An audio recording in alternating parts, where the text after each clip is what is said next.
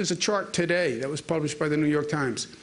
You look at what's happening in New York, yes, our line is going down. Our number of cases is going down. We have turned the corner, and we're on the decline. You take New York out of the national numbers, the numbers for the rest of the nation are going up. They are going up. To me, that vindicates what we're doing here in New York, which says, follow the science, follow the data, put the politics aside and the emotion aside. What we're doing here shows results. The hospitalization rate is down, the number of deaths is down, and the number of new cases is down. For me, I've been focusing on this number of new cases. That's where our health professionals are focused. Why? Because with everything we've done, closed schools, closed businesses, everybody shelter at home, all the precautions about wear a mask, wear gloves, etc., you still have 600 new cases that walked in the door yesterday. Week before that, we still saw 1,000 new cases every day.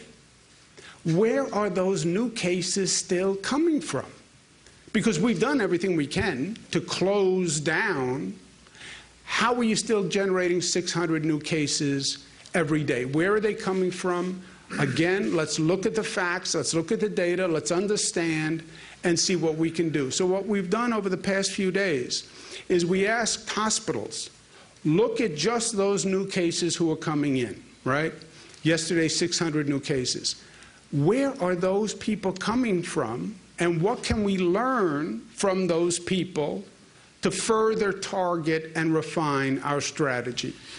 When you look at where they're coming from, they're primarily coming from downstate New York, which is not surprising.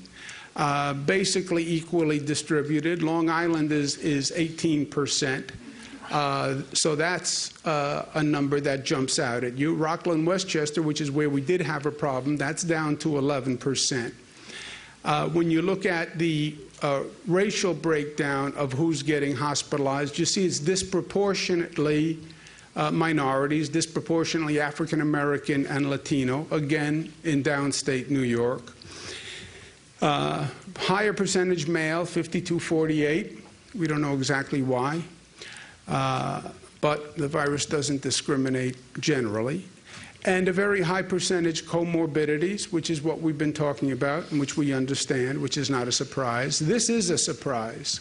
Overwhelmingly, the people were at home, where there's been a lot of speculation about this. A lot of people, again, had opinions. A lot of people have been arguing where they come from and where we should be focusing. But if you notice, 18% of the people came from nursing homes. Less than 1% came from jail or prison. 2% came from the homeless population. 2% from other congregate facilities.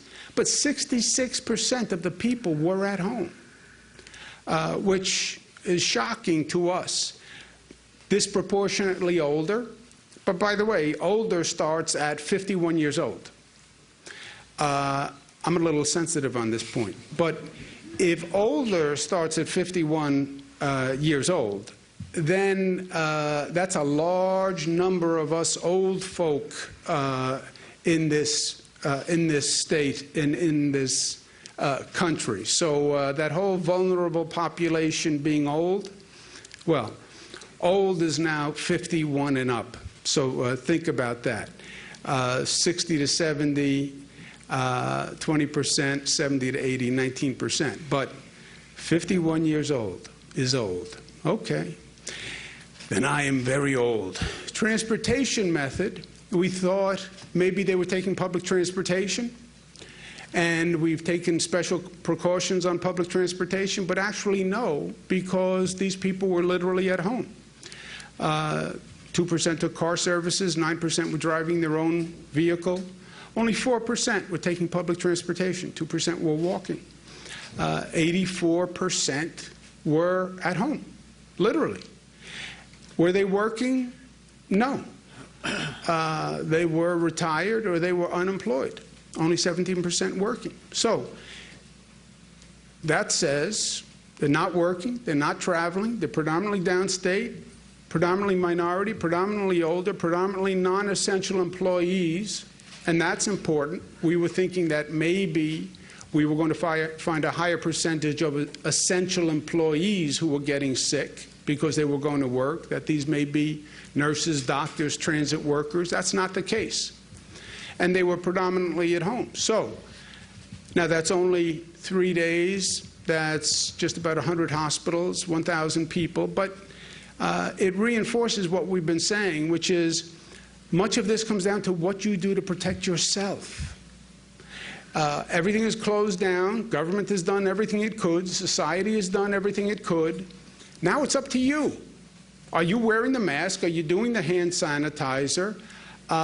If you have younger people who are visiting you and may be out there and may be less diligent with the social distancing, are you staying away from older people, older starting at 51, by the way?